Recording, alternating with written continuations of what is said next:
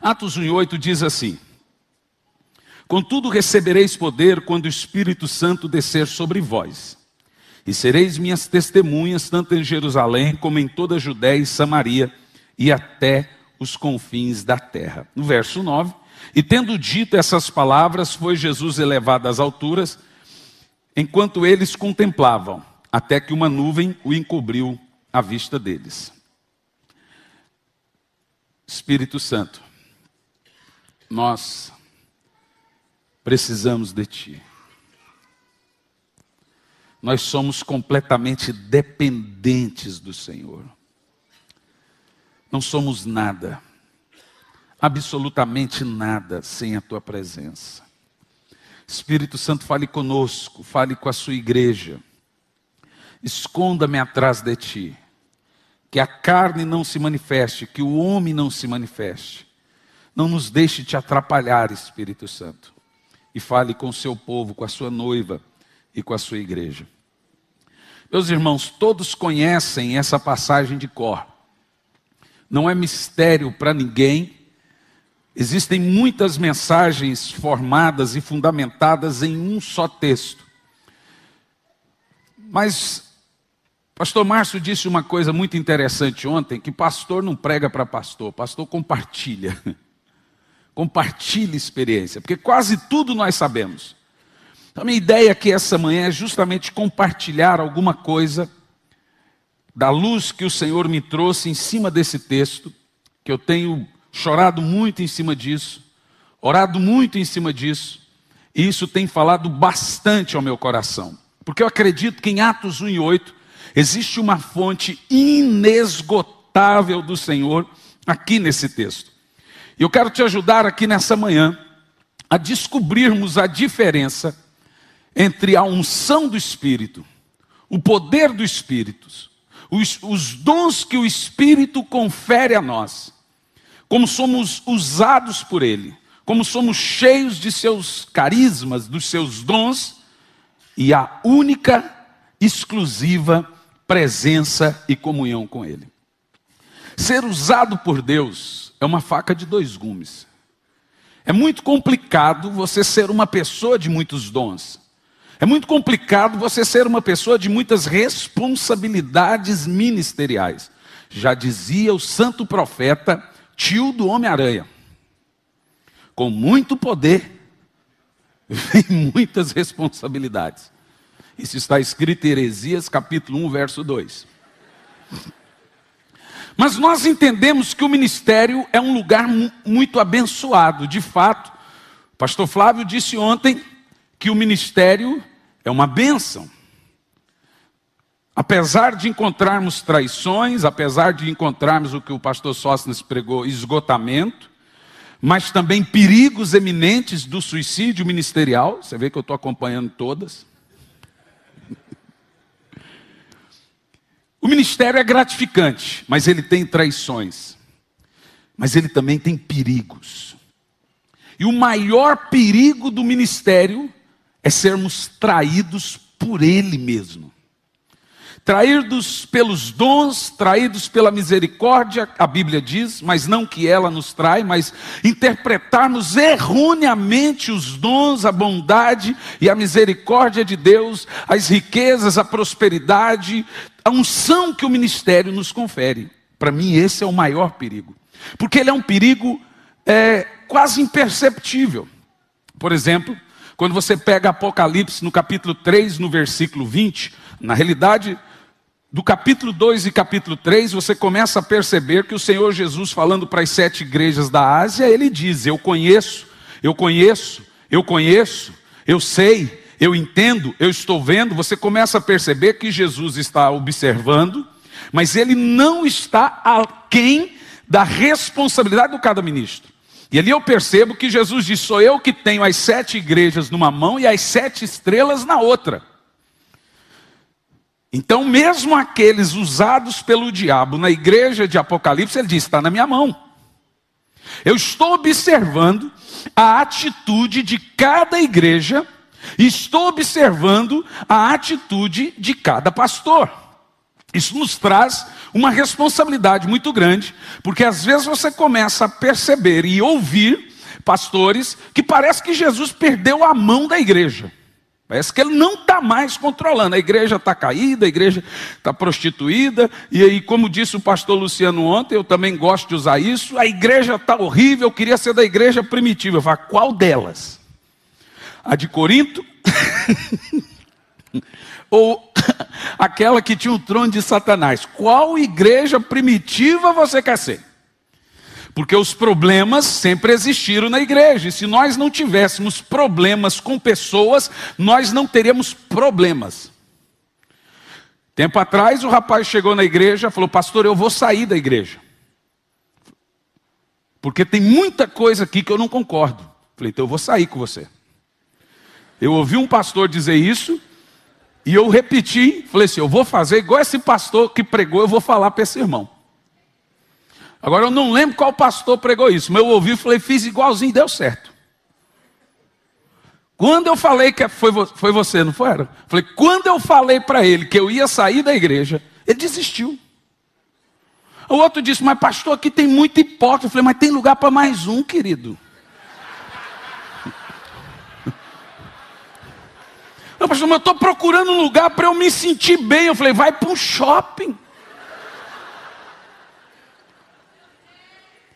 Igreja é um lugar de problemas. E é um lugar onde as arestas são curadas, mas Jesus ainda detém o direito dessa igreja.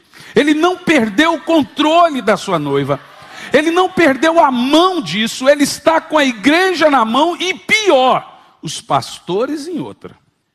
Ele não só não perdeu o controle da igreja, como não perdeu o controle da sua vida. E nem de nenhum pastor da sua igreja.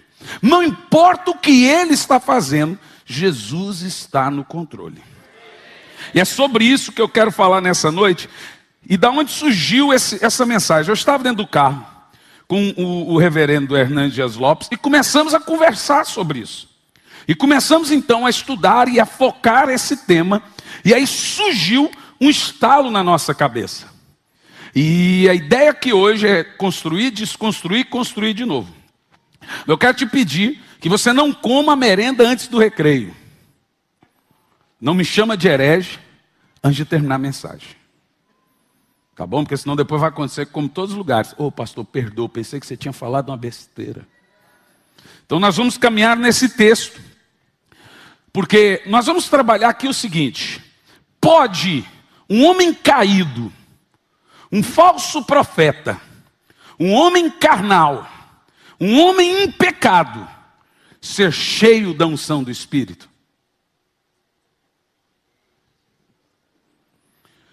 Pode um cão profetizar? Não, pode um demônio pregar? Uma boa pergunta. Pode um falso profeta, caído, em pecado, continuar, ser cheio, profetizar a sua vida de trás para frente, de frente para trás, levantar paralítico, ressuscitar mortos, e ainda pregar a ponto de fazer o público chorar e dizer, meu Deus, que homem é esse? Porque eu já fui em cultos de pessoas que estão com a vida debulhada, grandes ministérios, e um desvio no caráter do mesmo tamanho, que essas pessoas, você entra lá e você sabe que a vida dele está caída, mas você entra em pânico com vontade de chorar, sentindo a presença de Deus. Você fala, meu Deus, eu conheço esse homem, não é possível. Eu estou caído ou ele está caído?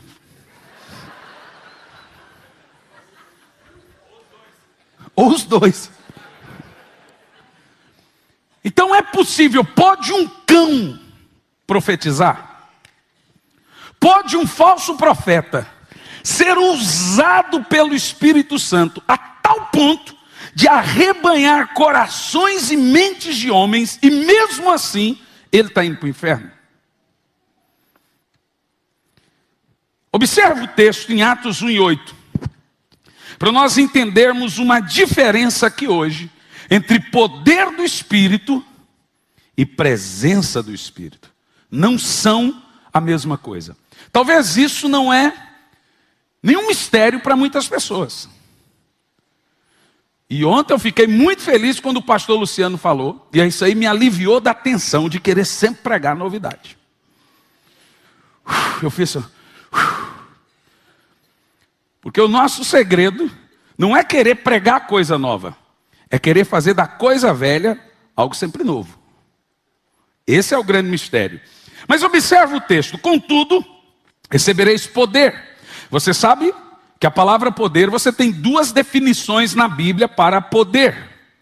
Uma é dunamis, que confere o poder do Espírito de agir, o poder do Espírito de manifestar. E quando você pega o texto poder, esse termo poder também é dado para a obra do diabo. Quando Jesus fala, eu vos dou poder, ele usa o termo dunamis, para desfazer o poder também é dunamis do diabo. Então ele fala, eu te dou poder sobre o poder do diabo. A palavra dunamis é licença, é autoridade. É uma carteira que diz, pode fazer. Quando o Senhor diz, eu lhe dou poder, eu lhe dou um dunamis, uma licença, ele diz como também nós recebemos esse poder, como nós também recebemos esse dom ministerial, ao descer sobre vós o Espírito Santo. Aí está o primeiro problema nosso. Nós pensamos que o poder é a pessoa. O poder é uma coisa. O poder é um produto. O Espírito Santo é a pessoa. O poder é um produto derramado sobre nós. Você consegue separar nesse mesmo texto a diferença entre poder do Espírito e presença do Espírito? Não são a mesma coisa. E no texto ele diz, eu lhe dou poder quando o Espírito Santo descer. Então nós temos uma primeira promessa, só a guisa de introdução. Então existe aqui uma promessa que nós teríamos poder. Isso não é coisa de filme, gente, de ficção científica, mas também é um poder tal como. É um poder do tipo ressuscitar morto. A Bíblia fala de poder, na Bíblia assim, de coisa tremenda, por exemplo, que a sombra de Pedro curava as pessoas. E esse poder é conferido para fazer muitas coisas, expulsar demônios. Esse poder é conferido para a ressurreição de mortos. Esse poder é conferido para levantar paralíticos, para curar pessoas. E de fato você há de convir que é um poder sobrenatural que nós temos. Não é um ou outro, esse poder é nosso. Veja você que o diabo, ele é o mais poderoso na terra depois de Deus. O diabo é mais poderoso do que a ONU, o diabo é mais poderoso do que os Estados Unidos, é mais poderoso do que a Alemanha, o diabo é mais poderoso que todos os países do mundo, mas o diabo perde para a igreja. Porque a Bíblia diz que a igreja tem poder sobre o poder do diabo. Nós podemos subjugar o ser mais poderoso abaixo de Deus aqui nesse ambiente. Nós temos mais poder do que todos os poderes da terra. E Jesus não falou simbolicamente, ele falou poder de fato. Andar sobre as águas, levantar os mortos, curar os cegos de nascença, subjugar seres poderosíssimos, seres espirituais. Ele falou, isso é seu, eu vou dar isso para vocês. Nós temos isso. Isso é nosso. Alguns descobrem isso de uma maneira e conseguem usar. Outros conseguem, continuam tímidos. Eu costumo dizer que todo mundo tem unção sobrenatural. O que muita gente não tem é coragem. Não é pedir que Deus derrame sobre você unção e poder. É pedir que Ele te dê ousadia para prosseguir nessa unção. Todo mundo tem. Esse poder é conferido para a igreja. Ele é um poder dado a nós. Nós somos poderosos em Deus. Mas não é simbolicamente, é de fato. Nós somos pessoas poderosíssimas. Há muito poder. O cristão que entende isso, ele tem poder de falar, para de chover. Comece a chover. Ele tem poder de mudar cursos da natureza. É um poder, gente. O cristão pode chegar, eu estava lá do pastor Bruno, qual cidade? Lá me ajuda rapidinho. Você também não lembrou agora. Maricá. A criancinha entrou morta. Está na internet esse vídeo, morta. A mãe gritando, minha filha morreu. E eu fiquei bravo com a mulher, porque ela estava gritando que a filha dela morreu.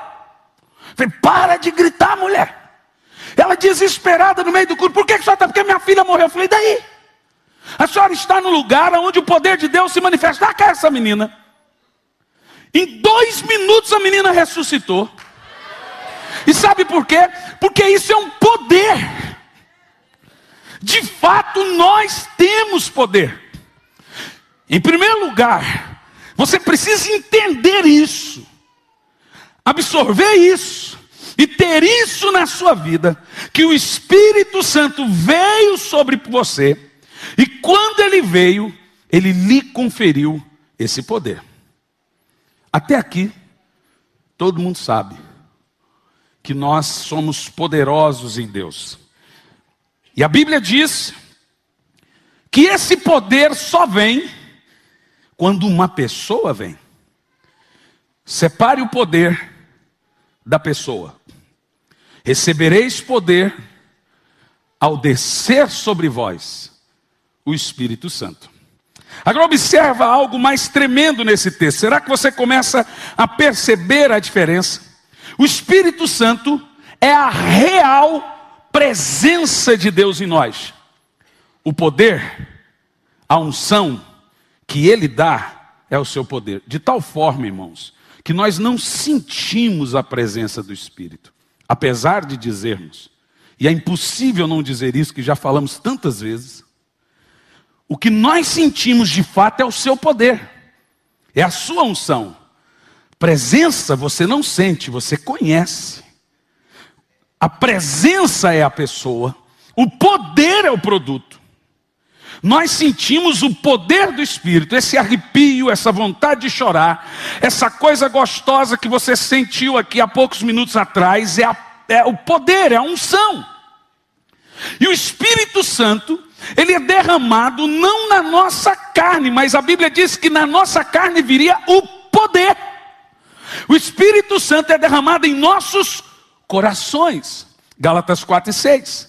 Porque sois filhos de Deus, Deus enviou ao coração dos seus filhos o Espírito de Cristo, que vos faz ter comunhão, clamar, Abba Pai. Então a pessoa do Espírito, ela vem em nosso espírito. O poder do Espírito, a unção do Espírito, ele vem em nossa carne. Ele vem para nos munir, nos armar. Isso vem sobre nós, ele vem sobre toda a carne.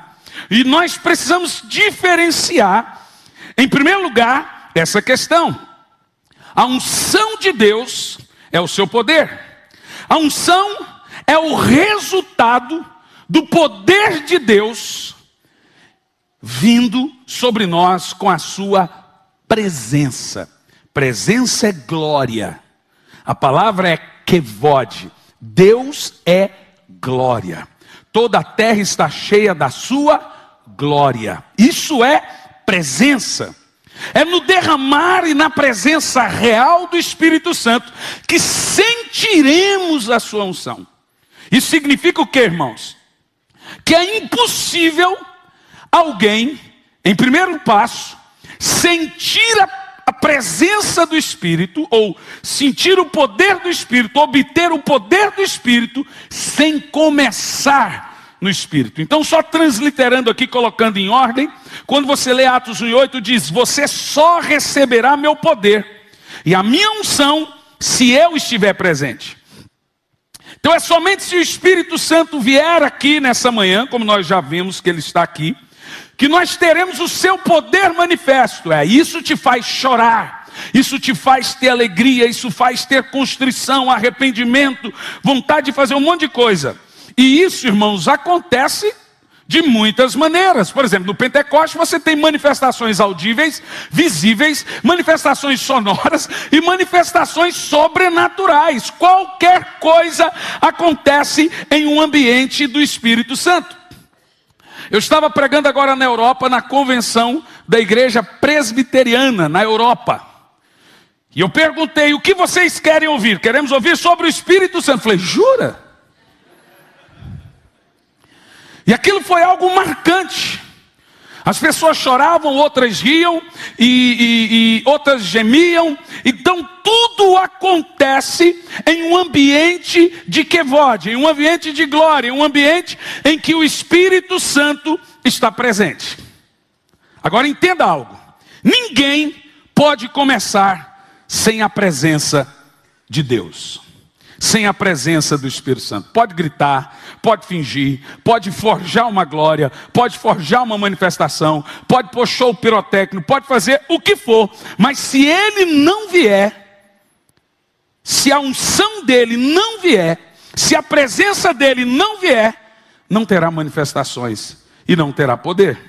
Então, em um ambiente em que o Espírito Santo vem, nós vamos ver pessoas batizadas em lágrimas, em risos, em gritos, gemidos de arrependimento por convicção de pecados, que é gerado num ambiente de glória. Mas também nós vamos ver pessoas se prostrando, outras gritando, tudo pode, e até demônio. No mesmo ambiente de manifestação do Espírito Santo, você vê uma pessoa batizada e uma pessoa endemoniada. Isso acontece. Então pode uma pessoa hoje, e nós vamos aprender aqui hoje, ser batizada com o Espírito Santo e amanhã ser cheia de demônio. E aí ela é liberta, amanhã ela tem demônio, no outro dia ela é liberta, depois ela tem o Espírito Santo de novo. Agora veja bem, há um ponto X da questão na responsabilidade do dom e do poder que nos é conferido. É possível alguém cair da glória, alguém cair da presença e ainda manter o poder? Nós já separamos poder de pessoa. Agora, é possível alguém perder a pessoa e perde a pessoa e ainda assim manter o poder, manter a unção? É possível isso? Alguém pode, irmãos, terminar sem a presença de Deus, sem a glória de Deus, e ainda assim manter tudo que lhe conferiu quando um dia ele teve a presença e a glória? O apóstolo São Paulo já disse, começaram no Espírito e terminaram na carne. Agora veja bem, a glória, a pessoa, a presença é dada enquanto o homem é fiel. Em segundo lugar, essa glória, sempre quando ela vem, ou essa pessoa, esse agente, o Espírito Santo, sempre quando ele vem, ele lhe confere o poder, ele lhe confere dons. O Espírito Santo não vem sem nos conferir algo, você sabe disso. Em terceiro lugar, este poder é o dom que a glória confere. Em quarto lugar, o poder de Deus é o carisma dado por todos os seus atributos. Então nós temos a promessa dos dois. Diga amém. Porém, em quinto lugar, se alguém cair da glória, alguém perder a presença, a pessoa, surpreendentemente, ele ainda assim fica com poder. Parece estranho, muito estranho, mas o que você vai ouvir aqui nessa manhã vai te assustar, como também me assustou, pois o poder é o dom conferido, o poder é o carisma concedido. Não existem pessoas, irmãos, que tiveram Deus um dia e caíram da presença, perderam a glória, perderam a pessoa, e perderam também o poder, e perderam também a unção. Por isso que falsos profetas continuam a fazer coisas tremendas. Não basta apenas o pregador dizer, Ele tem que mostrar na Bíblia. E é isso que nós vamos fazer aqui. Então, portanto, uma pessoa caída da glória, uma pessoa caída da presença, uma pessoa caída do Espírito Santo, ela continua a profetizar. E veja bem, nem sempre é na trave. Então um falso profeta profetiza e revela a sua vida todinha. Você fala, meu Deus, só Deus que faz isso. Ele pode ressuscitar morto, e ele pode pregar e fazer pessoas chorarem, e não é demônio.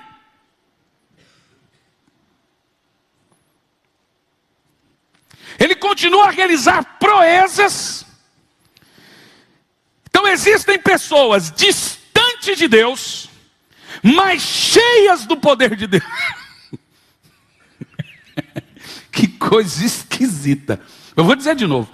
Existem pessoas distantes de Deus, mas cheias da unção dele. E é isso que confunde a igreja. Na realidade é isso que nos confunde. Porque o camarada está distante de Deus, mas ele sobe no altar e as pessoas choram. Ele está distante de Deus, mas ele sobe para pregar. Na mesma hora, demônio cai e sai. Gente é curada. Isso confunde ele. Ele fala, não, Deus está comigo. Deus está me aprovando. De fato não. De fato não está aprovando. Então a pergunta que fica é, por que Deus vai e a unção fica? Por que Deus vai e o poder fica? Veja bem, a Bíblia é clara. Deus havia deixado Sansão. Em Juízes 16 e 20, você lê desse jeito. Sansão não percebeu que Deus o deixou. Veja que não é fácil.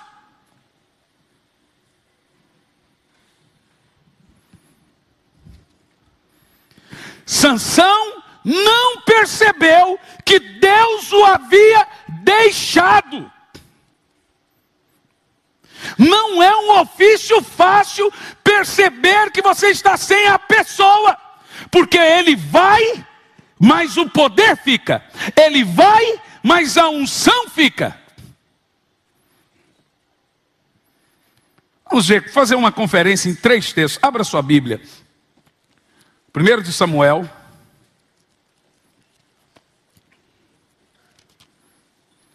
No capítulo 10. No versículo 6.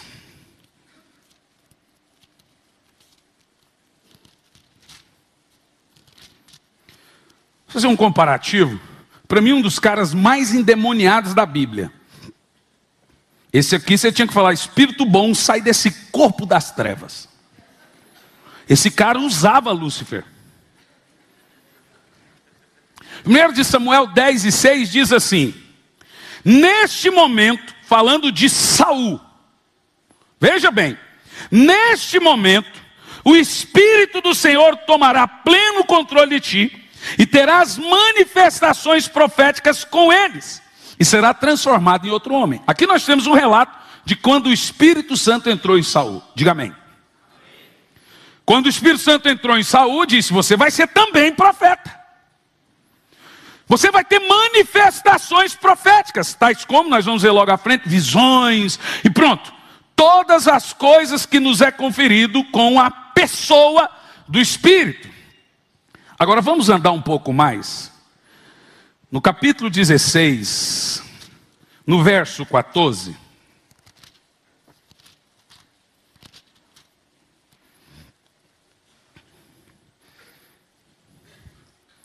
Uau!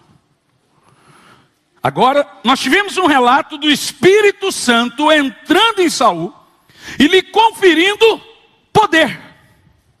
Ele recebe a pessoa, automaticamente, com o entrar da pessoa, você tem o poder, o produto, a coisa, unção, carisma. Agora nós vamos ter um relato do Espírito Santo saindo de Saul. Diz aqui, 16 e 14. E o Espírito do Senhor se retirou de Saul. Ele sai ou não sai, gente? Responda. Sai. O apóstolo São Paulo diz, não apagueis. Você pode perdê-lo sim. Agora veja uma coisa aqui, aí eu vou arremeter lá para Jesus. Não tem como uma casa ser vazia de um espírito. Porque o espírito do Senhor saiu e um espírito maligno entrou. Jesus disse que uma casa não fica vazia. Se o pregador não está cheio da pessoa do espírito, ele está cheio da pessoa do diabo. Isso é fato. Não tem como uma casa estar vazia. Quem disse isso? Jesus. Ela não fica vazia. O Espírito do Senhor saiu de Saul e um espírito maligno entrou nele. Agora veja bem, nós temos um relato de um homem, em primeiro lugar, que o Espírito Santo se apossou dele. E agora já temos um relato do mesmo homem que um espírito maligno se apossou dele. Saul estava cheio de demônio ou não estava, gente? Estava. Agora vá no capítulo 19.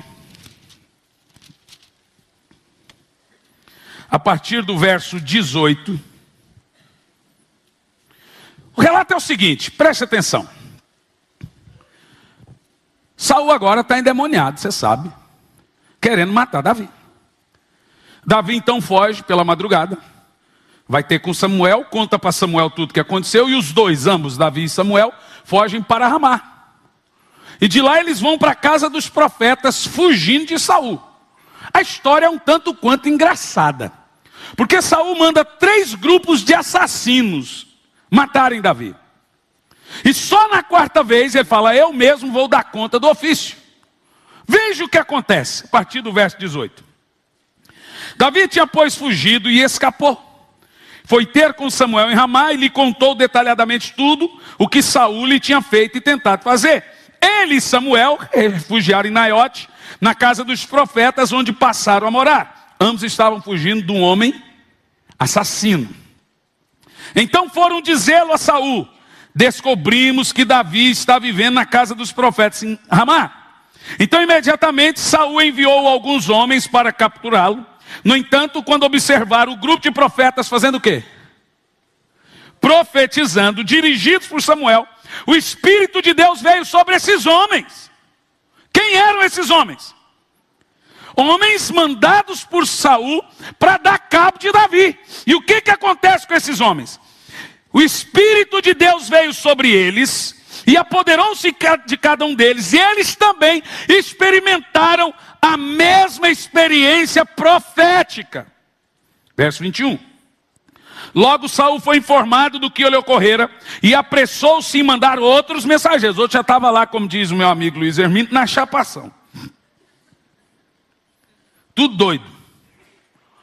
E agora mandou chamar outros mensageiros, do qual da mesma maneira entraram também em êxtase. Em seguida Saul apela, manda um terceiro grupo. E eles também foram tomados pela experiência profética. Agora Saul fala, eu vou mostrar que isso não tem. A mente teológica sensacionista de Saul disse, não existe esse negócio de cair não são, chorar não são. Eu vou lá e vou provar. E vai lá o teólogo Saul. Verso 22. Finalmente Saul decidiu ir pessoalmente a Ramá, chegando ao poço da cidade que se chamava Seco, e indagou, onde posso encontrar Samuel e Davi? Saul estava armado até os dentes. Ele informaram que eles estavam nas celas da casa dos profetas em Ramá. E aconteceu, eu posso imaginar a cena, isso é grotesco. Aconteceu que enquanto se dirigia para lá, o Espírito de Deus também o dominou. Opa, peraí. Como assim? O Espírito Santo se retirou. E agora ele domina? Já está fazendo a diferença na sua cabecinha? Entre o poder do Espírito e a pessoa do Espírito? Agora, o que acontece quando o Espírito Santo domina Saul? Ele morre. Ele começa a gritar, eu sou. Onde eu fui pregar numa igreja no interior do Brasil, pregando uma das mensagens que eu preguei no Zadok, o riso escondido de Deus, o pastor chegou, gritou, dobrou o joelho e falou, eu sou gay! Eu falei, eu estou lascado agora. Porque o que vai acontecer dessa igreja agora? Não foi isso que Saul fez. Quando vejo um homem caído, o Espírito do Senhor sai, um espírito do diabo entra, agora o Espírito Santo domina ele. E sabe o que acontece? Ô mico. Você sabe o que é pagar mico, né? Você já foi visitar mico no zoológico? Você viu o que o mico faz na frente de todo mundo? Sem nenhuma vergonha. É o que Saul faz aqui, ó.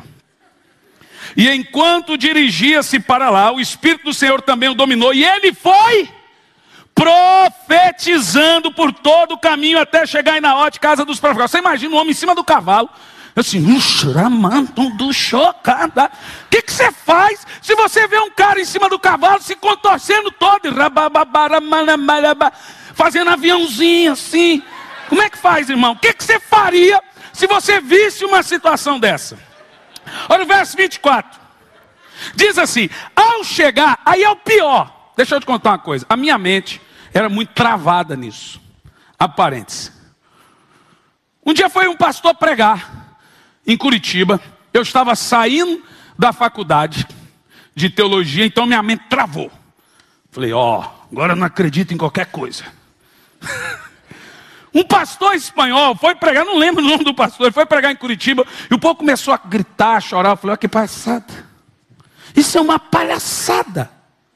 De repente ele olhou para mim e disse, falei, quero ver esse homem derrubar. Aí eu cutuquei Elisandra, que era minha noiva, e falei assim, fica observando. Sabe o que é arrogância ministerial? Observa, você vê a vergonha que esse pastor espanhol vai passar. Porque ele vai pôr a mão em mim, vai tentar me dar rasteira, eu vou fazer assim, vai empurrar e eu não vou cair, ele vai ficar com vergonha. Ele vai soprar, vai cuspir, e não vai acontecer nada, fica observando. 1 hora depois, eu falei, percebeu? Ela falou, o quê? O mico que você pagou? Eu falei, o que aconteceu? Eu vou te contar. A hora que você estava chegando, 1 metro antes, você começou a cair e babar. Você rolava para lá, rolava para cá, e ia para lá. E aí ele, para zombar, falou, irmão, eu vou passar uma vergonha nele, porque ele não crê. Aí você levantava e ele soltava, você... Puff! Aí... Você está brincando? Eu falei, não, foi isso que aconteceu. O relato aqui é mais ou menos parecido. Saul era mal intencionado. E agora o Espírito Santo falou assim, você vai pagar mico. O que acontece? Ao chegar, ficou nu e profetizando. Que visão do inferno. Um cara em cima do cavalo, orando em língua, se contorcendo, agora pelado. E pior, durante 24 horas, nuzão e ramananecheca da balaia.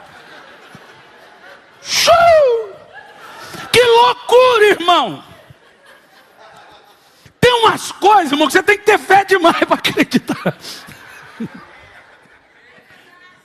Aí diz aqui, que ele ficou nu durante o dia todo e à noite. E aí por esse motivo, os profetas começaram a questionar o Espírito Santo. Espera aí, Saul, o caído, Saul cheio de demônio, também está profetizando entre os profetas?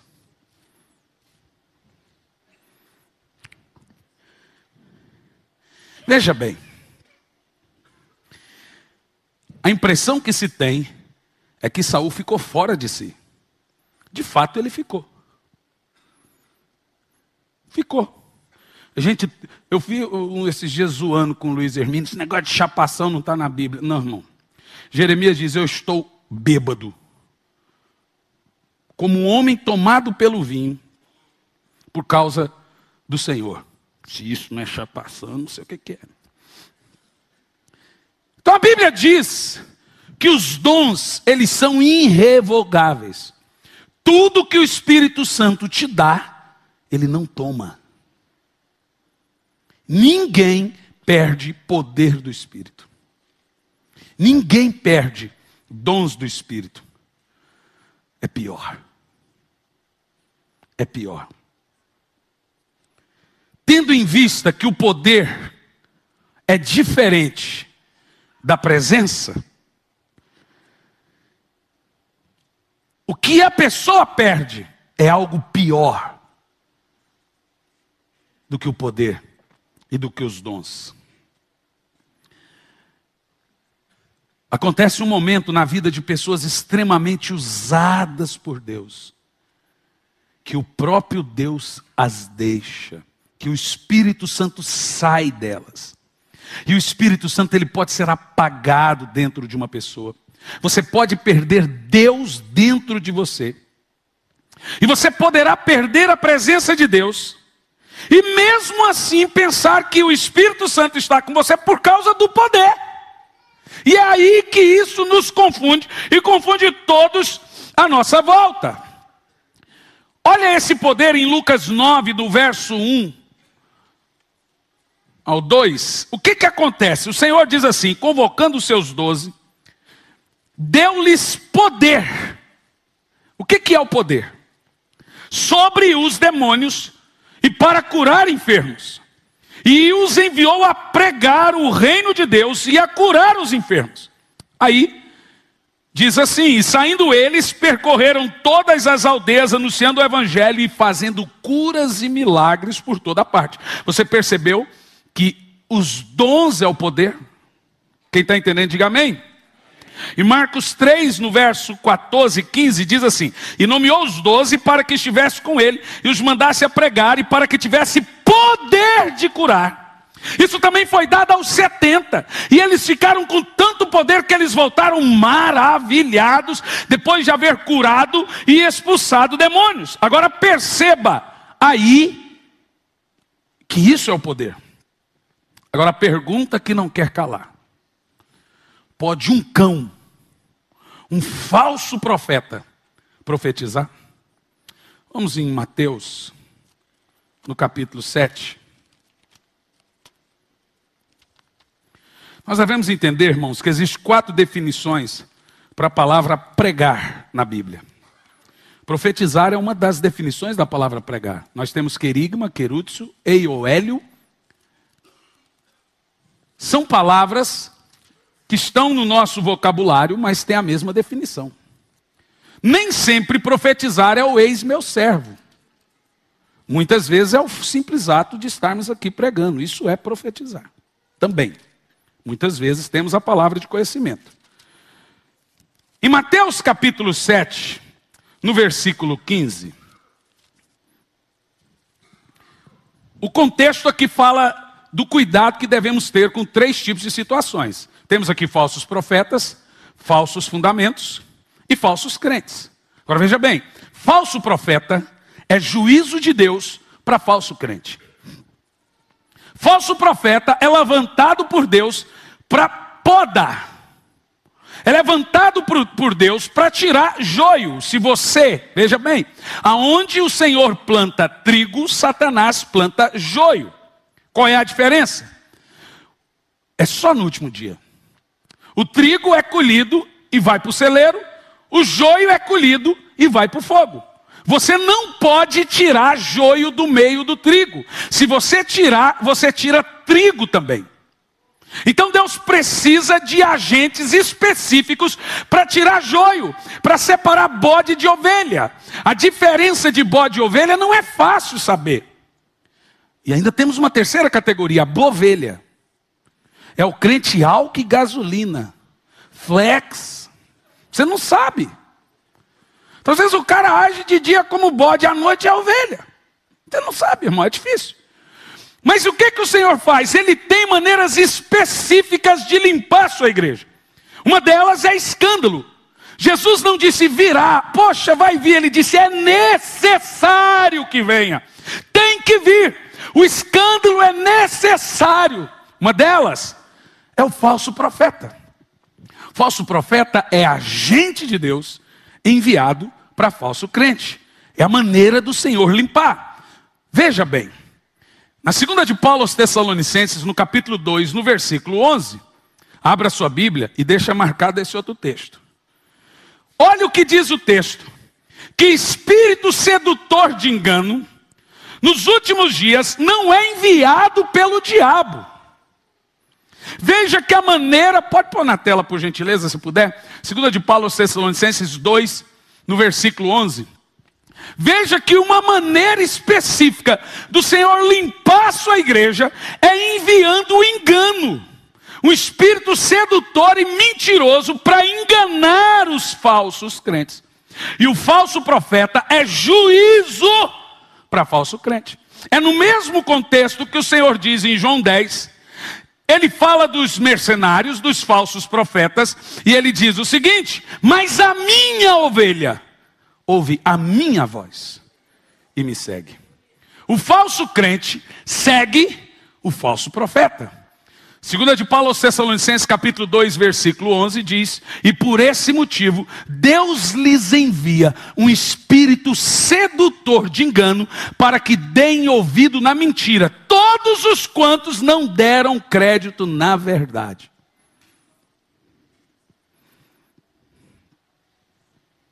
Então é necessário o falso profeta ser cheio de dons, ser cheio de carismas. Vamos ver aqui em Mateus 7, no verso 15, do que Jesus está falando. No verso 15 ele diz: acautelai-vos dos falsos profetas. Do que nós vamos falar agora? Falsos profetas. Quem chama eles de falsos? Jesus. E no verso 16 Jesus diz: como você sabe quem é falso e quem não é? Pelo fruto, ou seus frutos, os conhecereis. O que Jesus está dizendo não é pelas obras, pelo mega templo, por quantas almas ele ganhou, pelos milagres realizados, isso é obra. Jesus está falando do fruto. Veja, obra é aquilo que Deus faz através de mim. Fruto é aquilo que Deus faz em mim. Jesus não disse, não é pelos feitos, pela mega igreja, pela obra, pelos milagres, pelas almas que batizam, que você identifica um falso profeta. É pela obra do Espírito na vida dele, por aquilo que ele gera, por aquilo que sai da boca. Eu não preciso ter dom de revelação para saber quem é o teu Deus. Basta eu andar com você o dia todo e ver o que você mais fala. Porque a boca fala o que o coração está cheio. Se você não topar o diabo quando você estiver indo, é porque você está andando lado a lado com ele. Não dá para perceber, muitas vezes, de quem você está cheio. Você pode ser cheio do diabo, mas muito usado pelo poder e pela unção de Deus. E o Senhor Jesus vai dar indícios. E o que me assusta, que a característica que ele cita aqui é a característica dada também para os discípulos. E aí ele vai dizer aqui, no verso 21, nem todo aquele que diz a mim, Senhor, Senhor, entrará no reino dos céus. Está falando de nós. Mas todo aquele que faz a vontade do Pai está no reino dos céus. Agora olha o verso 22. Muitos me dirão naquele dia, Senhor, não temos nós profetizado em teu nome? Em teu nome não expulsamos demônios? E em teu nome não realizamos milagres? Agora veja, o que me assusta nesse texto é o seguinte: em nenhum momento eles dizem, tentamos curar e tentamos profetizar. E assim, se tivesse curar e profetizar, ainda assim eu poderia dizer que era por Beelzebu. Mas o que mais me assusta é que eles dizem agora que eles também expulsaram. Demônio não expulsa demônio. Quem disse isso? A casa estaria dividida. Veja que esse dom aqui é dado pelo Espírito. Essa aqui é a turminha que recebe poder, mas perde a pessoa. O poder não vai, a unção não vai, o carisma não vai. E eles continuam fazendo a mesma coisa que uma pessoa cheia de Deus faz. Isso coloca em crise todos nós. Porque esse povo aqui diz, curamos no teu nome, Agora veja, eles não fizeram isso em nome do diabo, foi no nome de Jesus, e Jesus diz: em meu nome farão. Eles estão fazendo exatamente o que Jesus disse que deveriam fazer: curando no nome, profetizando no nome, expulsando o demônio no nome. É no nome de Jesus. Eles não dizem tentamos fazer, eles realmente fizeram. Pior, em nenhum momento você vê Jesus lá no trono branco, esse é o relato do trono branco, dizendo: mentira, vocês nunca fizeram isso com a minha unção e com o meu poder. Foi tudo por Beelzebu. Em nenhum momento Jesus descredibiliza o feito deles. Jesus descredibiliza a comunhão deles, não as obras. Olha o que Jesus fala: no entanto eu lhes declararei, nunca vos conheci. A palavra conhecer aqui é koinonia. Você encontra essa palavra também na 2ª de Paulo aos Coríntios, no capítulo 3, no versículo 13. A graça do Senhor Jesus, o amor de Deus e a comunhão do Espírito Santo seja com todos. A palavra comunhão do Espírito Santo também é koinonia. Ela retrata 3 significados: intimidade, parceria e dependência. Paulo diz que tudo isso esteja convosco. Quando Jesus cita o termo nunca vos conheci, ele está dizendo que ele não sabe quem é você. Isso é impossível. Essa palavra não está ligada a saber quem você é. A palavra aqui é koinonia. O que Jesus está dizendo é: nunca tive um relacionamento com vocês. Essa palavra remete para uma mulher e um homem que vai na lua de mel, e também um filho, quando acaba um pai que acaba de ter um filho e pega o filho. É esse conhecer. Esse conhecer explosivo de amor misturado com paixão. Jesus está dizendo: nunca vi vocês nascerem. Nunca peguei vocês no colo. Em Apocalipse 3:20, nós temos um relato mais triste da Bíblia. Não é de uma mulher chorando porque perdeu o filho. Não é de um paralítico querendo andar. Não é de um cego querendo enxergar. É o clamor do Espírito. E esse clamor não é para o mundo. Apesar de nós, pregadores, pegarmos esse texto e apontar evangelisticamente para o mundo, Jesus está dizendo para a igreja da última era: eis que estou à porta e bato. É para nós. Ele não está batendo do lado de dentro, ele está do lado de fora. E sabe o que o Espírito Santo está dizendo aqui? Eu estou buscando alguém para chorar comigo. Eu estou buscando alguém para clamar comigo. Esse é o verdadeiro clamor desesperado do Espírito. Tiago diz: não sabeis vós que é com cuidado que o Espírito Santo anseia por vós. Isso significa que o Espírito Santo me quer mais do que eu o quero. Ele sente saudade, ele sente desejo pela minha pessoa. E sabe o que nós fazemos? Nós simplesmente o ignoramos. Mas ele continua com poder.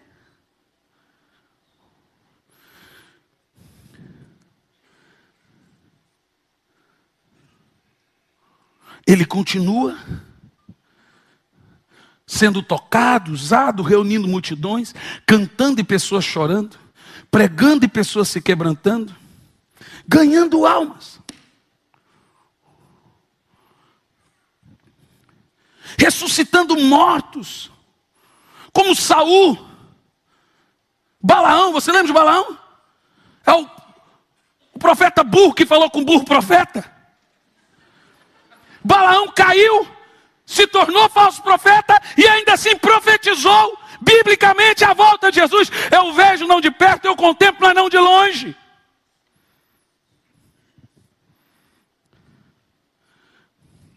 O tesouro, irmãos, não está nas nossas obras, apesar que elas são necessárias para os nossos galardões. O tesouro não está em nossos feitos apenas, em nossas atividades apenas. O tesouro e o maior tesouro de um ministro, de um profeta, está em uma pessoa, está em uma comunhão. Davi não temeu perder o reino, Davi não temeu perder dinheiro, Davi não temeu perder a família. Davi disse: não retires de mim o Espírito Santo. Ele temeu perder uma pessoa. Davi estava tendo o exemplo de Saul. Ele sabia que o Espírito do Senhor tinha deixado Saul. E o maior temor de Davi era não perder o Espírito Santo. Mesmo profetizando, mesmo curando, mesmo fazendo milagres, ele pode se apagar em nós. Ele pode nos deixar. Nós podemos ficar só. Nós podemos estar só. Eu estava esses dias em casa. Esse texto aqui. Minha menininha acordada, que criança até os 2 anos manda. Coisa é mandada. E 2 horas da manhã, o Jean foi para o videogame, eles andam embalar bebê, eu fui para a Bíblia. E de repente, eu estava lendo esse texto, que me confrontou. E no momento que eu li esse texto, as lágrimas, ele saltou, as letras cresceram. Cresceu bastante. Meu filho estava falando: está tudo bem, papai? Está tudo ótimo. No momento que eu estava lendo esse texto, o Espírito Santo me tomou de uma maneira tremenda. Veja, em Êxodo 33:18, Moisés diz: mostra-me a tua glória. Ele não pediu poder mais. Ele não pediu dunamis mais. Ele não pediu milagres, ele não pediu prodígios, maravilhas, curas. E pronto. Ele pediu uma pessoa. Deus é glória. Deus é Kevod. E agora Moisés está querendo conhecer um agente. Uma pessoa. Será que ele conseguiu esse feito? Em Salmo 103:7, foi o texto que explodiu em mim e eu já não conseguia mais dormir. Falei: filho, leia esse texto. Menino, 12 anos. Falei: o que você entende? Salmo 103, verso 7. Diz assim: ele revelou os seus caminhos a Moisés e aos israelitas. Você pode vir aqui para parecer que está terminando? Ele revelou os seus caminhos a Moisés e aos israelitas seus feitos maravilhosos. Transliterando o texto: para Israel mostrei meu poder, para Moisés eu me revelei. Será que Moisés conseguiu? Irmão, se você vai por águas rasas, você vai aonde você quer. Mas se você vai em águas profundas, é o rio que te leva. Quem guia nosso ministério? Você acha que o cego enxergando, que o paralítico andando, que a multidão que está na sua igreja, isso mostra que Deus está com você? Não.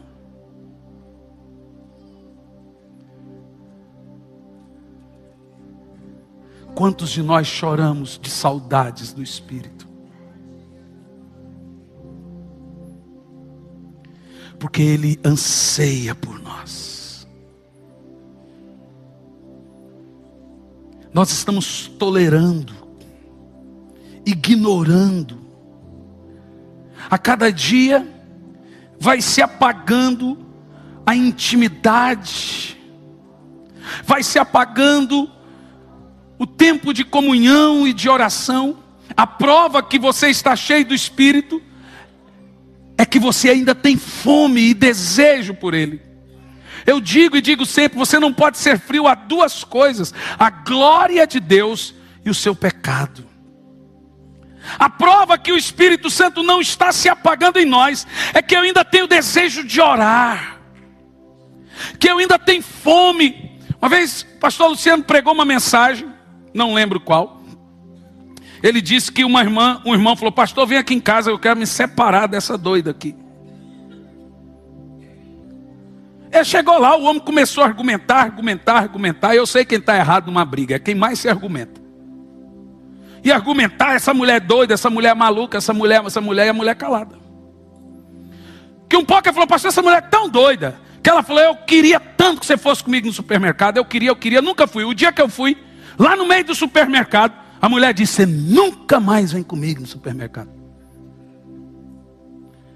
Está vendo, pastor, que a mulher doida, queria que eu fosse no mercado. Agora disse que eu nunca mais vou. Diz que a mulher levantou a mão. Posso falar, pastor? Fale. Eu nunca quis que ele fosse no supermercado. Eu sempre quis que ele quisesse ir no supermercado.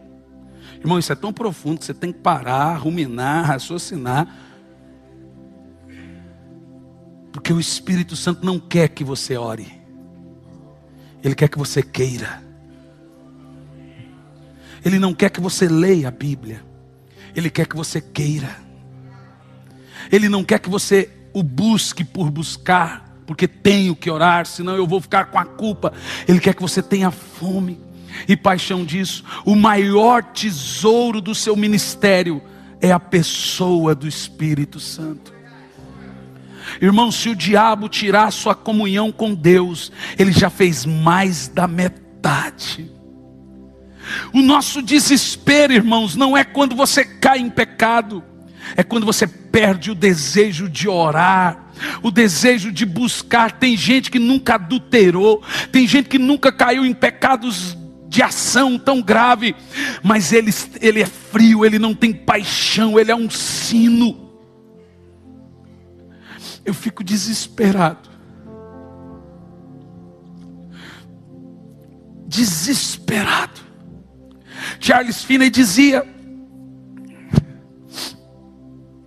que quando o espírito de oração saía dele, ele ficava como qualquer um outro pregador. Então o que é que Finney fazia? Ele dobrava o joelho e pedia ao Senhor de novo o espírito de oração. Senhor, me dá o espírito de oração, para depois orar bastante.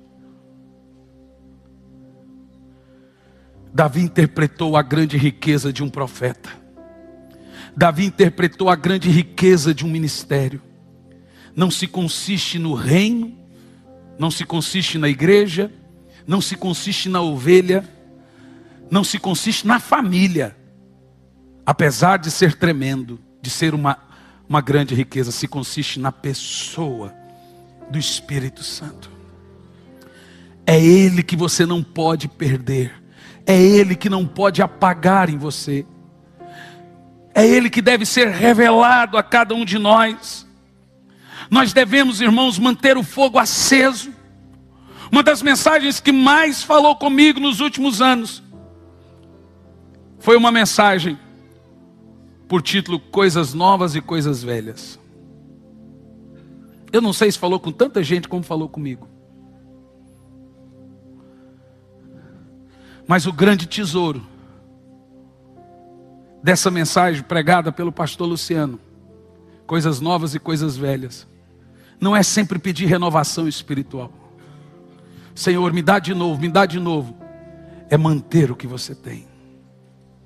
Davi não disse, Senhor, me dá de novo. Ele disse, não retires. Quantos de nós estamos ausentes da comunhão? Recentemente um pastor me pediu para ir almoçar com ele e a esposa no restaurante. Eu fui. Esse pastor chorava tanto, disse, eu tenho que confessar um pecado. Eu falei, meu Deus, me dá sabedoria, porque esse homem vai falar que traiu, e eu não sei o que eu vou falar depois para confortar a mulher dele. E o homem que chorava, eu falei, meu Deus do céu, fala logo, homem. E ele chorava. Eu falei, pastor, eu estou quase 1 ano sem orar. Eu nunca traí, ele dizia, mas eu não consigo me aproximar mais da pessoa do Espírito. E veja, eu subo, milagres acontecem, pessoas choram, mas eu entro no hotel, eu estou seco. Quantos aqui estão nessa posição de sequidão espiritual, esgotamento, mas lá no seu interior você fala, Senhor, eu quero não ser usado de novo, eu quero a presença. Eu quero a sua pessoa. Eu quero o Senhor dizendo: vem cá, eu estou com saudade de você. Eu estou buscando alguém para chorar comigo, sentir o que eu sinto. Deixe-me te contar. Uma semana depois de me casar, eu entrei no quarto e falei assim: Senhor, coloca em mim os seus sentimentos. Por um dia eu quero sentir o que o Senhor sente. Durante 2 semanas eu entrei numa crise de lágrimas tão grande que a minha esposa falou: eu desgracei a vida desse homem. E eu chorava. Eu disse: Senhor, e agora? A voz do Espírito veio e disse: você pediu. Eu tenho chorado para me relacionar com você.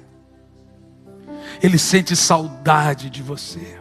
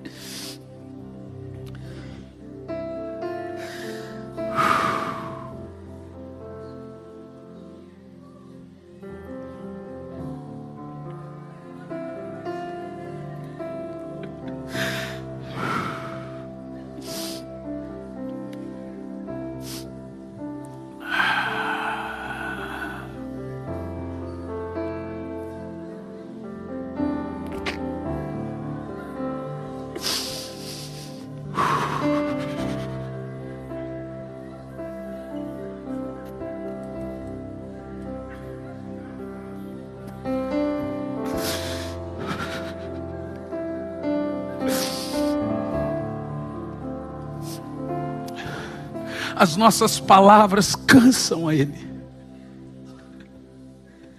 Em Malaquias diz: enfadais o Senhor com as suas palavras. Mas Davi diz que as nossas lágrimas Ele não suporta.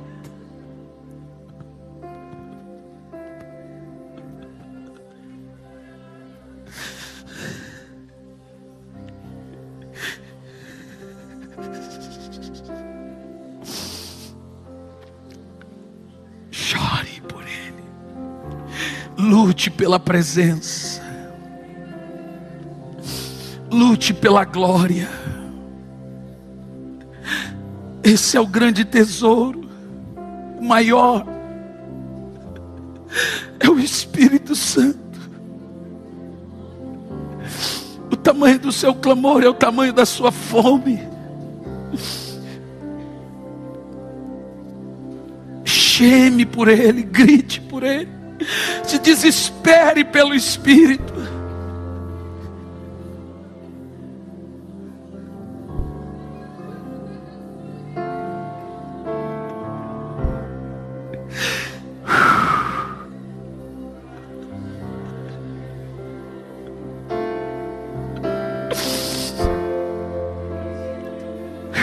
Ele está aqui agora, toque nele.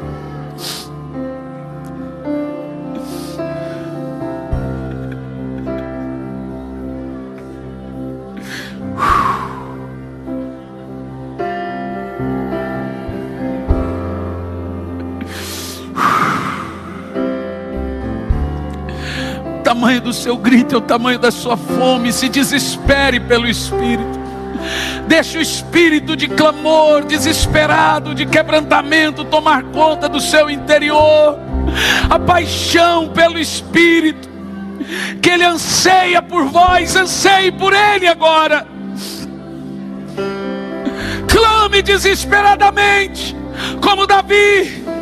Não deixe secar, se apagar. Clame, igreja.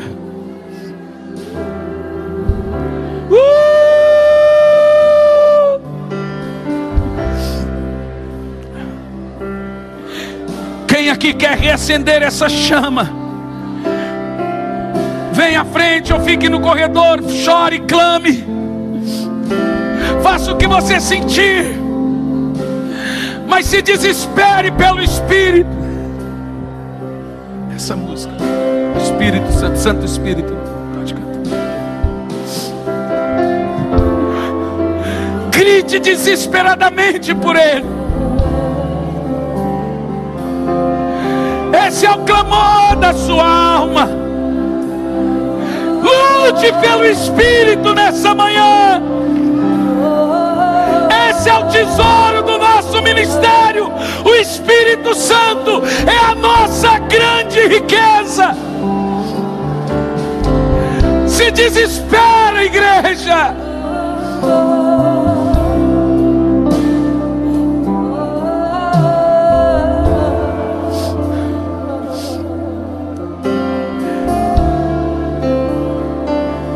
Não perca a comunhão com o Espírito.